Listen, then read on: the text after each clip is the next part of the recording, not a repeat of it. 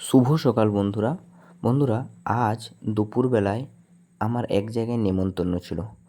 তো আপনাদের সবাইকে চলুন ওইখানেই নিয়ে যাই। ওইখানে গিয়ে দেখি ওইখানে ডেকোরেশন খুব সুন্দর হয়েছে। আমরা ওখানে যেয়ে প্রথমে খেতে বসে যাই।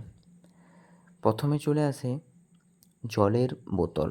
জলের বোতল আসার পরে পাতা, তার সাথে একটু করে রুমাল। তারপর চলে আসে একদম সবুজ সবুজ কাগজি। আমাকে দিতে যেয়ে একটা কাগজির নিচে পড়ে যায়।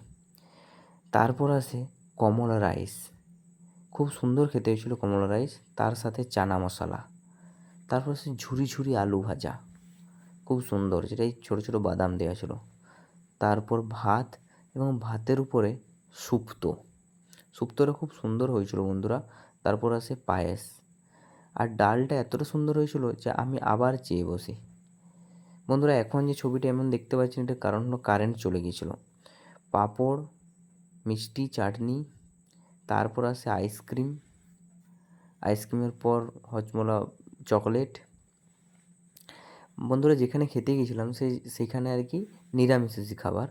তো জায়গাটা হচ্ছে যে চুয়ামুসনা মুদিখানার দোকান, যেখানে আমরা গরুর যে সমস্ত খাবার হয়, ভুসি, খোল, সমস্ত কিছুই পাওয়া যায়, কিন্তু আমি গরুর খাবার ওইখানেই নিই আর কি। এইরকম বছরের যে কোনো একটা দিনে এই দোকানে নতুন খাতা বা হাল খাতা হয়। বন্ধুরা, যেহেতু সারাটা দিন দুপুরবেলাটা ওইখানেই কেটে যায়, সেই জন্য ফার্মের কাজ আমাকে ঠিক ওইখান থেকে এসে পরেই করতে হয়।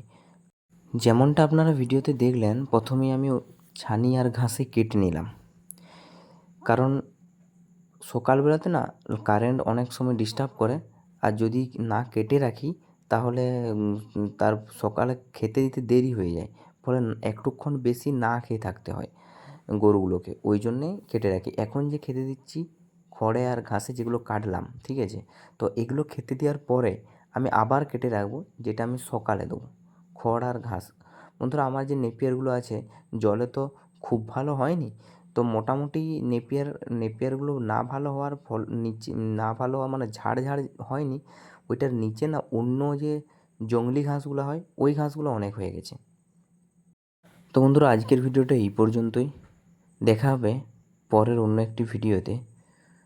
ভালো থাকবেন, সুস্থ থাকবেন।